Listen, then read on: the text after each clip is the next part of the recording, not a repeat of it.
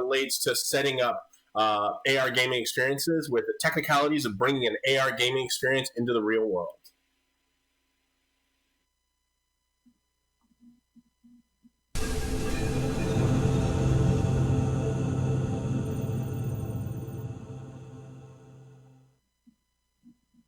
Thank you so much for that introduction, and thank you all for being here with me digitally today.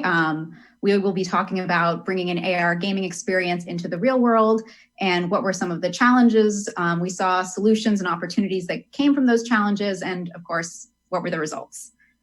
So very quickly, as a manner of introduction, my name is Kirin Sinha. I am the founder and CEO of Illumix.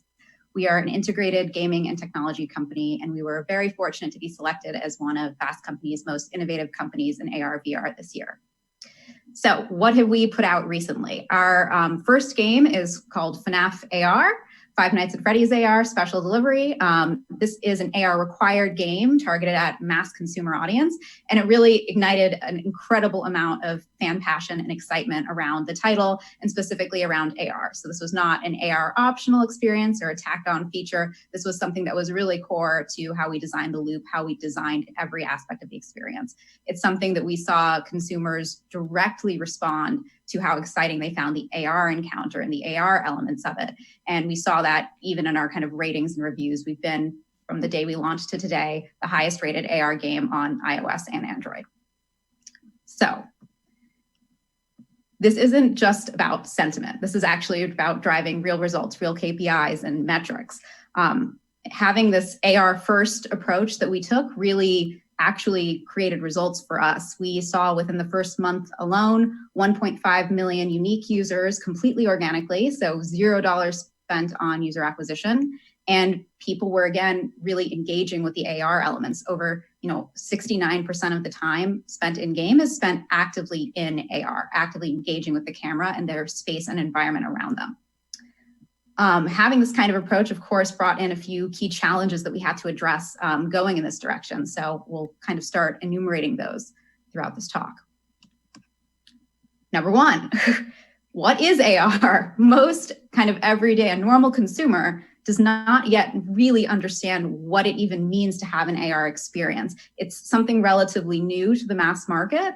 And the novelty factor of it isn't really something that has quite yet resonated and driven real kind of behavior and value for a long-term period.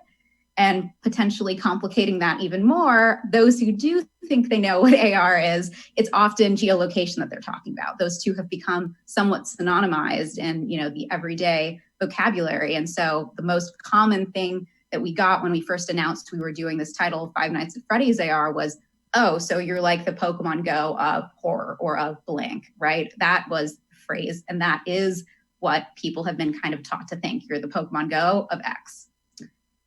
We were very much not the Pokemon Go of Five Nights at Freddy's, nor were we the Pokemon Go of horror. Our core mechanic was not geolocation, it was true AR.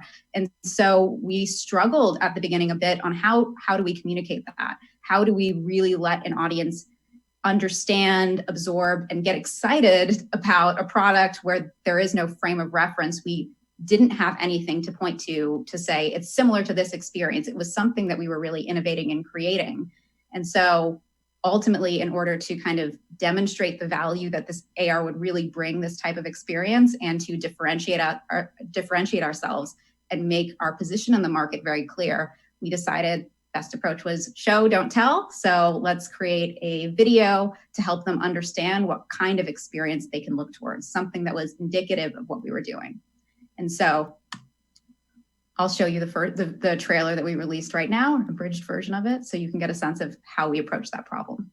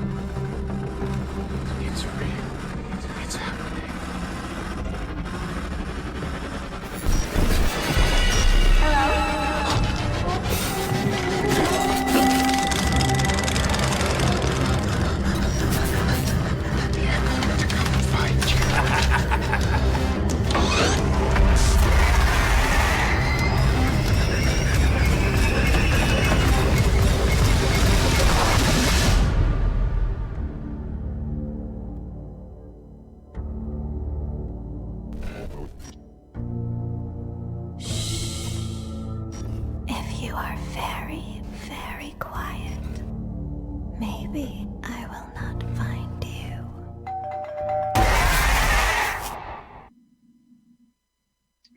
Okay, well, that was the trailer that we put out to help users grasp the AR experience that we were talking about, the kind of very clearly not geolocation map centric, but something that was really about interacting in your own homes, your own spaces, and having this sort of nightmare come to life, really be present around you. And that trailer got 2.3 million views. It became hugely viral. People were really excited to see this use of AR and this very different concept and narrative going on. And it, of course, most relevantly points to actually what our gameplay experience is like. It's really important to have that one-to-one of using the flashlight, holding up the phone to, shock and look for animatronics, having different audio cues. A lot of that was built into the trailer and actually what, the real game was and is like.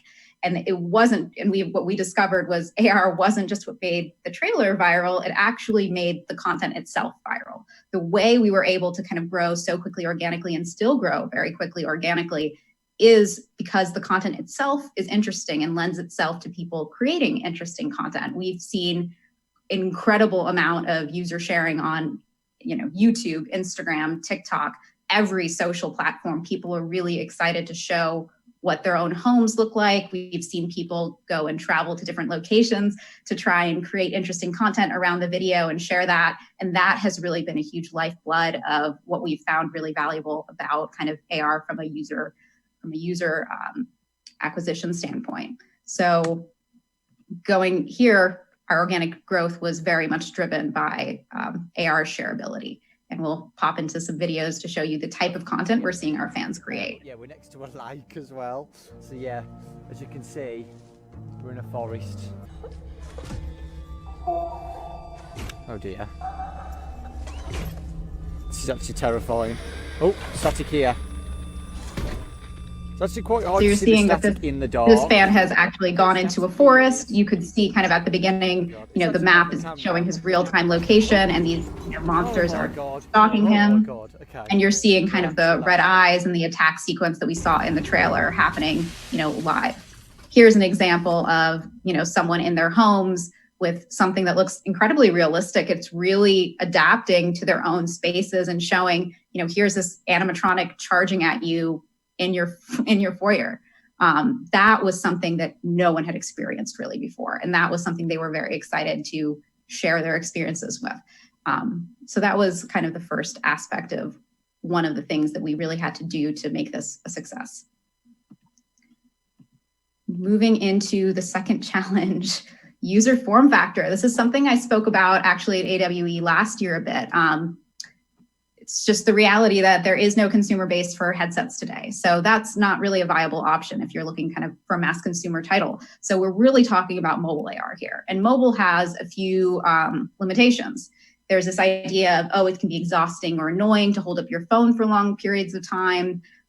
It's an incredibly small field of view that you have to contend with. And often it requires users to have kind of extensive setup because we don't have, custom hardware that we can put in. So, scan a space, go place something down somewhere to have this sort of isolated AR experience.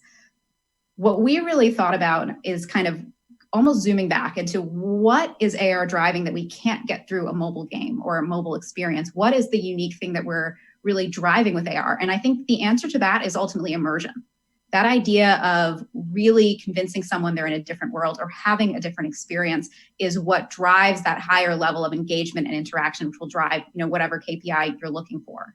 And so we thought very deeply about how do you actually drive immersion given those limiting factors. And so we looked at the phone and we said, okay, well, we have, a camera, we have flashlight, we have haptics to work with, we have 3D audio, we have GPS. We're going to use them all. We're going to create a multi-sensory, fully immersive experience that's kind of leaning into the constraints of the phone, actually leveraging something that makes sense of holding up your phone to look through the camera or, use the flashlight and have that be something that was built into the experience.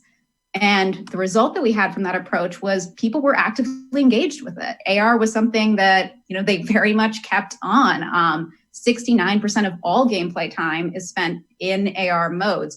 We, didn't have mobile mechanics translated into AR, we really thought about this from an AR first perspective, combining all the senses, using things that were native to the phone, having kind of a natural portrait mode, and absolutely not having this this high user friction moment of go set something up, but actually building that into the design of having people look around for these animatronics and functionally scanning their spaces, you know, in the meantime without them realizing it. So we really saw that AR was actually a huge advantage to engagement in the end. Challenge 3, and this is a kind of extension, is that you had to create real mechanics that's centered around the camera and the environment. And we continue to iterate and create new mechanics around this, you know, every day. This is a live game. We're constantly updating it with this. And so the way in which we thought about this was twofold. So one, thinking about how do we create content that is contextually relevant and contextually aware. So what is it that we know about the context?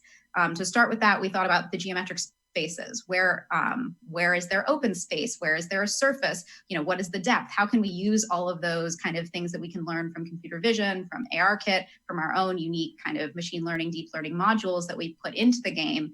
And how do we make that feel really relevant for driving this immersion, driving this kind of interesting interactive gameplay? We also leverage semantic understanding. So we use both object and scene recognition to generate different types of gameplay for people. And of course, wider context cues. So this is GPS, time of day, that sort of thing. And the second half of really what we thought about was designing around the camera. So again, thinking about what is that form factor looking around and how do we constantly make that interesting? So we were coming up with reasons for people to physically move around their space, actually get close and, you know, traverse a certain distance to get something, whether that's collecting something, absorbing something, running away from something. There were a number of kind of collection as well as hide and seek mechanics that we were able to play with to really make the space you're around feel relevant and be relevant. The other aspect of what we did was playing with the idea of the camera itself. So using UX that was familiar to someone holding a mobile phone. So swiping up and down or side to side, using a flashlight, looking for something, or conversely, looking away from something. We even have a mechanic where you shake your phone to clear off the screen, almost like, you know, kicking an old computer to make it better. And that has also felt really natural to people and something that has been really engaging and interesting that we haven't really seen done much before. And so I'll show you a quick video now, just very high level, showing what some of those elements look like in action.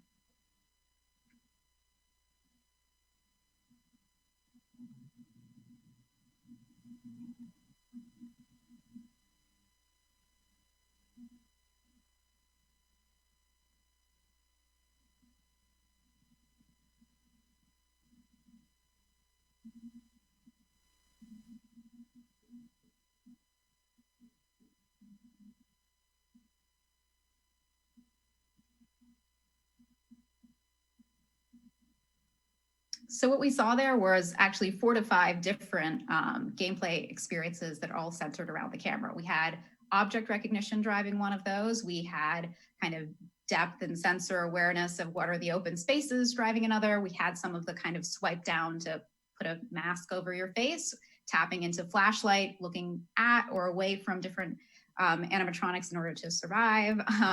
There are different elements like that that we were able to weave into the game that constantly make it feel natural, constantly make it feel like something that should be in an AR and should be driven through the camera and the context. So moving into the result there is that we found something that really resonated with consumers and critics for that matter. This was something that people were excited about. This was a new type of gameplay. This was something where AR was really being used to its fullest extent and made sense. It wasn't something that we did to be an AR game. I think honestly, most of our fans don't fully even associate us as being an AR game. They just like the experience. It's interesting, it's immersive. That's always kind of ground zero that you have to think about. Is this something that's valuable to the consumer, regardless of what it is? You know, we saw in our ratings of being kind of the highest rated large mass market game on iOS and Android, as well as kind of from even industry specific critics noting that our AR encounter experience, the way in which we had designed that and the way we continue to innovate around AR was what was really differentiating and fun and exciting about the experience. And challenge number 4, let us not forget the numerous technical challenges. So we've talked about audience level challenges and the consumer, the market. We've talked about design challenges. We've talked about hardware and form factor challenges. We have very real technical challenges with AR. To start out with, it's an incredibly almost fractured ecosystem. If you look at Android, you look at iOS, there's different hardware, there's different OSs going on. People are running different types of software on their phones. This leads to varying bottlenecks. We have, CPU, GPU, heat is a huge factor here as well. How do you create a consistent experience across those? ARKit and ARCore are incredible tools to have, but do have very serious performance implications. And that's even without we're running extremely advanced graphics and VFX to create realistic immersive experiences. And additionally, in order to create the kind of content we're talking about, stuff that is context aware, that actually is taking in different elements of your environment to determine the content that we put out at you, that is its own, machine learning, deep learning, computer vision modules that we've had to homegrown and add on top of that. Even more performance, even more technology, even more kind of gap to be able to create this higher level AR experience that we've all been seeking. And so how did we solve for this? We had to build a lot of stuff ourselves. We have an incredible suite now of proprietary AR tech and tools, and we've actually morphed this all into a single AR system that has numerous features in it. And so I just thought I'd name a few that I thought might be interesting and kind of more broadly applicable. Optimization, as you may have gathered from the problem slide here, optimizing is a huge element to actually creating a dynamic AR experience and having something that users react well to. So we have an incredible amount of data that we're pulling in at the beginning. We've created lots of algorithms and kind of intelligent algorithms to decide which data we want to keep at any given time. This has saved us a lot of processing power without really sacrificing accuracy. So a lot of energy went into creating kind of the best version of optimization at this level. Of course, we're also leveraging multi-core processing. Heat, we have dynamic adjustment, different throttling based off of thermal status. This is a big deal, and this is something that we have also spent, numerous cycles getting correct to make the best, highest quality experience possible. We've built out custom shaders, so things that have been optimized for real-world settings for AR, while still, again, having those kind of lighter and more optimized performance settings. FPS targeting, so we target 30 FPS on almost every device. The lowest FPS that we have running is 24 on some very old devices. Increasing past 30, we actually found gave us worse experiences, worse performance.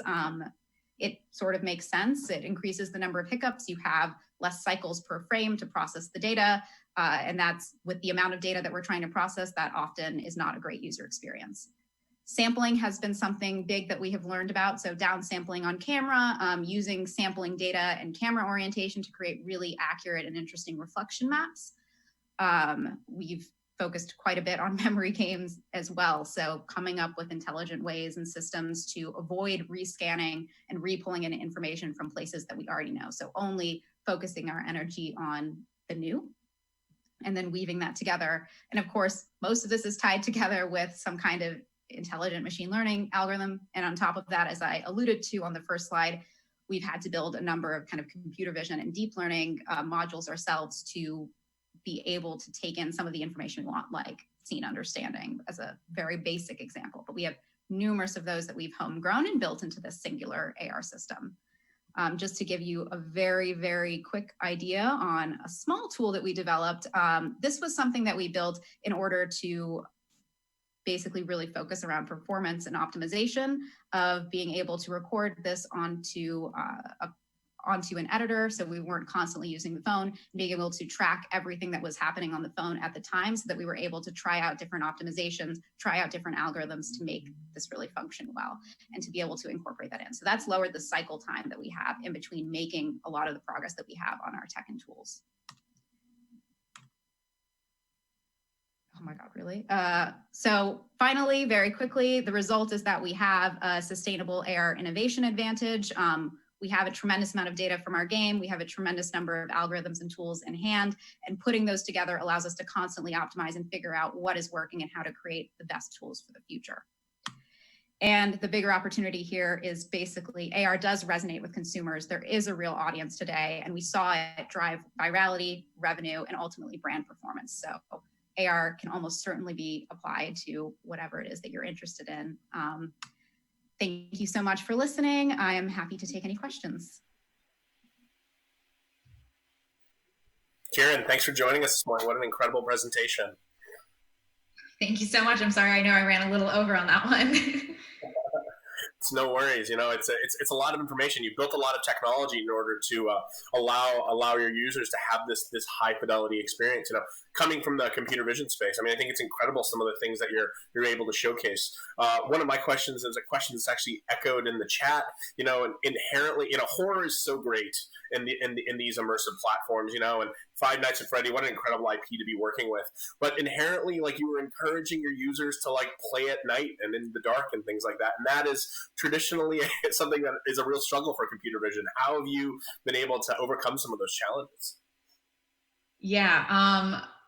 So we weren't really encouraging them to play in the dark. Obviously, from a computer vision perspective, we want you to be actually playing in the most well-lit position, place ever. We just started to realize it was their natural inclination for a user who doesn't understand those constraints to go and basically play the game in areas where ideally you would not. And so this is really why partially we had to even double down further on the tools we were building, is how do we, with very little information, with potentially not accurate information, figure out the base things so that it doesn't break the fantasy and actually gives the user the experience they're looking for.